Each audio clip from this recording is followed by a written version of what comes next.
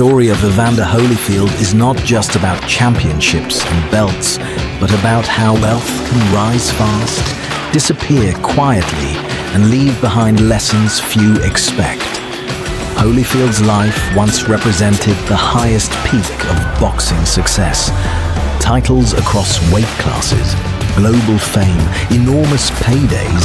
His name became a symbol of strength, discipline, and endurance. Yet the lifestyle that followed surprised even loyal fans. Staying until the end matters because this is not a story of scandal or spectacle.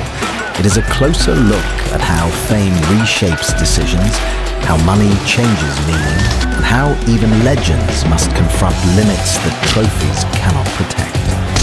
Holyfield's rise began with precision and control.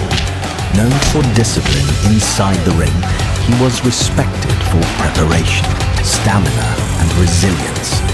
Each fight increased his market value. Each victory expanded his reach beyond boxing. By the 1990s, Holyfield was among the highest paid athletes in the world. Pay-per-view revenue exploded. Endorsements followed, appearance fees stacked on top of fight purses. At his peak, estimates placed career earnings well above $200 million. This level of income created a powerful sense of permanence. Success felt stable. Money felt endless. The future seemed guaranteed. That perception shaped the lifestyle choices that followed. Holyfield invested heavily in visible success. Large homes, luxury vehicles, expansive personal staff, private security, personal trainers, assistants, advisors. Each layer added comfort, but also obligation. The most famous symbol of this era was his Atlanta area estate. Often described as one of the largest private residences in the region, the property reportedly featured dozens of rooms, multiple kitchens, and recreational facilities that resembled a private resort. The house was not just a home, it was a statement. In elite circles, size communicates status, space signals arrival, and for Holyfield, the mansion became proof that the climb had been worth it. But scale carries weight. Maintenance costs never pause. Staff salaries do not shrink with time. Utilities rise, repairs multiply. Even when income slows, expenses remain loyal. Luxury extended beyond real estate. Holyfield's garage became part of his public image. Exotic cars, custom vehicles, high-end modifications.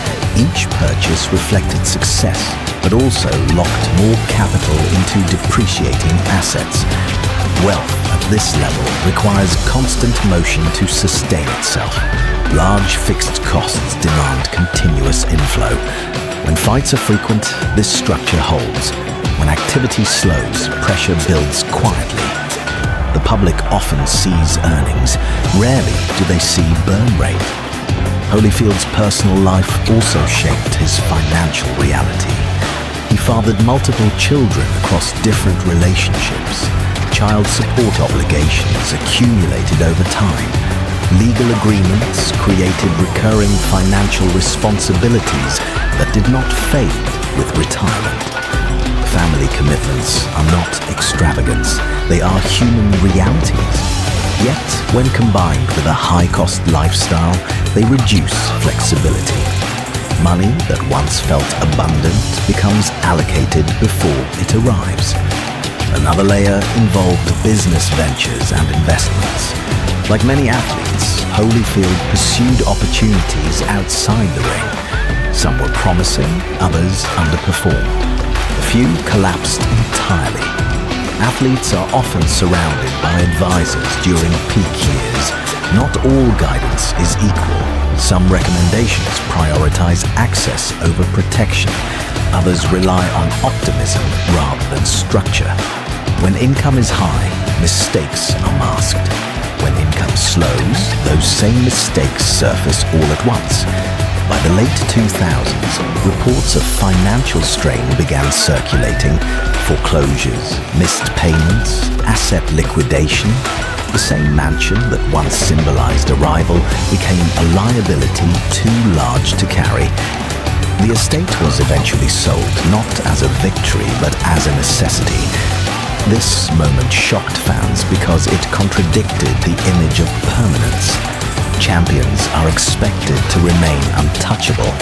A loss is not part of the myth, but wealth does not care about legacy. Holyfield's net worth declined dramatically from peak estimates. Public records suggested financial restructuring. Income streams shifted from dominance to recovery. What made this story different was not collapse, but survival. Holyfield continued working, appearances, commentary, training roles, brand collaborations, later exhibition fights. Each move reflected adaptation rather than retreat. Pride did not block adjustment. In contrast, comparisons were often drawn to other boxing legends, including Mike Tyson, whose financial volatility followed a different emotional pattern. Where Tyson's story was loud and chaotic, Holyfield's unfolded quietly. There were no public implosions, no dramatic headlines filled with excess. Instead, there was a gradual recognition that success had shifted forms. Stability replaced spectacle. Holyfield's later lifestyle became noticeably simpler. Smaller residences, reduced staff, focus on faith-based initiatives and personal discipline. Public interviews reflected reflection rather than regret. This transition surprised fans who expected bitterness. Instead, there was acceptance. Money was reframed as a tool, not a guarantee. The central tension of Holyfield's life is not about spending, it is about scale. At elite levels, everything expands. Homes grow, circles widen, expectations rise, exit costs increase. Athletes are trained to dominate moments, not decades. Financial endurance requires a different rhythm. It rewards restraint more than intensity. Holyfield mastered one, learned the other later. The realization that reshapes the story is simple but unsettling. Success does not fail loudly. It erodes silently when structure is missing. Holyfield's wealth did not vanish overnight. It thinned slowly under the weight of fixed costs, obligations, and time. The public noticed only when symbols disappeared. The mansion, the cars, the illusion of endless abundance. What remained was the person. Today, Holyfield's net worth is far lower than peak estimates, yet his legacy remains intact. Titles cannot be repossessed. Reputation survives market swings. More importantly, the later chapters reveal something rare in celebrity culture. Adjustment. He did not chase the past. He did not pretend nothing changed. He adapted his life to match reality rather than forcing reality to match an image. That choice carries quiet strength. For fans, the shock was never about money alone. It was about confronting a truth rarely shown. Fame amplifies success. It also magnifies misalignment. Luxury feels safe when income is rising. It becomes fragile when momentum slows, and momentum always slows. Holyfield's life illustrates that wealth without boundaries demands constant performance.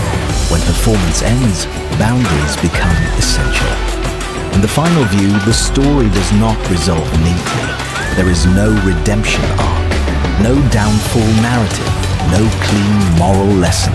There is only contrast between applause and silence, between arrival and maintenance, between what looks permanent and what actually is.